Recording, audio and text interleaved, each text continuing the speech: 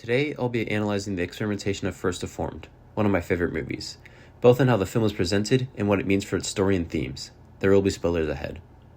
Paul Schrader is someone who you may most likely know from writing films such as Taxi Driver and Raging Bull, as well as directing films such as Mishima, A Life in 4 Chapters, and The Card Counter, which is second in an unofficial trilogy that is preceded by the topic of this video, First Reformed. This is a psychological drama thriller which was released in 2017 starring Ethan Hawke as Ernst Toller, a minister of a small church in upstate New York who deals with his past, environmental issues, and a situation involving a couple who attends his services. Schrader himself was raised as Christian, and still is to this day, so this helps give the film more of a personal touch, especially as he used to go to a church similar to the one featured in the movie. The most striking thing about this film right off the bat is the lack of camera movement. The cinematography as a whole is very stilted, filled with mostly static shots and a very limited color palette. This especially stood out to me during scenes of conversations, where the camera placement felt very close and intimate on the characters, such as during a scene early on where Ernst meets with Michael for the first time. The camera only moves when Ernst is with Amanda Seyfried's character, Mary, and even then, these movements are still very limited, usually only horizontally. There's only about 2 major scenes where the camera moves more than a simple side-to-side, being a scene in which Ernst and Mary have an intimate experience based off of something that the latter and her husband would do, which is called the Magical Mystery Tour. This causes Ernst to have visions of the world, both of the natural beauty and pollution. This is similar to Koyaanisqatsi and similar works, which display the history of the world until now, with pollution eventually ravaging everything. This scene cements Ernst's radicalization, something that was slowly building up in previous scenes.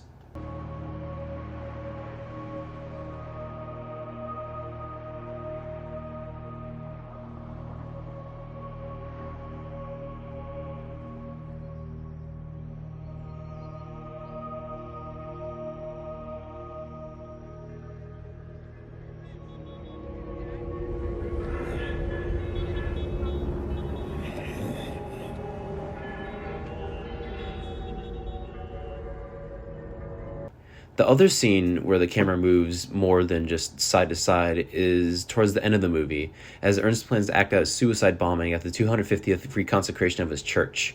He is interrupted by Mary. The two embrace and kiss each other in the final moments of the movie, as the camera moves around them as this music swells, before it cuts to black and the credits roll.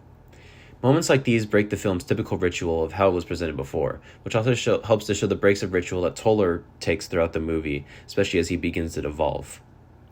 Most of the film, especially the first 2 acts, feature the daily routines of Toller in a linear fashion. By day, he discusses plans for the upcoming ceremony of the church and gives tours and gives sermons and, just the usual pastor things. And by night, he writes philosophical quandaries in his journal and just writes about his day in general, and as well as just drinks, even though he knows it's worsening his health. Following the death of Michael, the ritual is broken for the first time as he begins to slowly become more radicalized. This especially helps after he begins going through the deceased computer, finding more information on it about the damage that groups such as Bulk Industries, a company that financially backs First Reformed's parent church, Abundant Life. Abundant Life in of itself is a commentary on the corporatization of religion in America, has caused.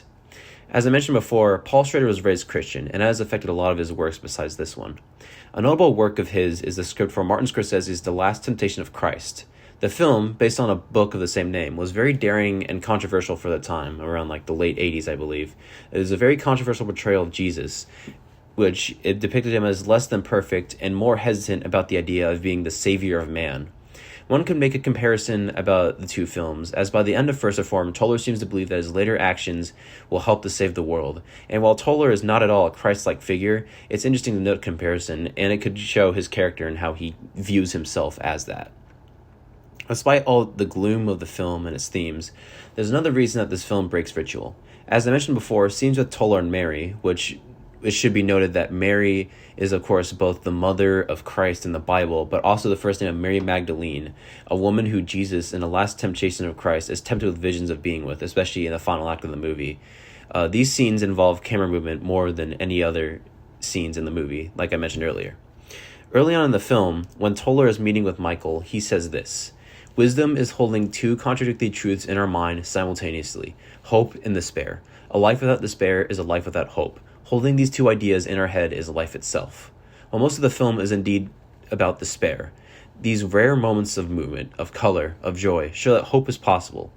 Toller is a character who slowly goes down a path of self-destruction. one that he's been on long since before the beginning of the movie, especially whenever his son died. But this path of destruction is one that has an exit.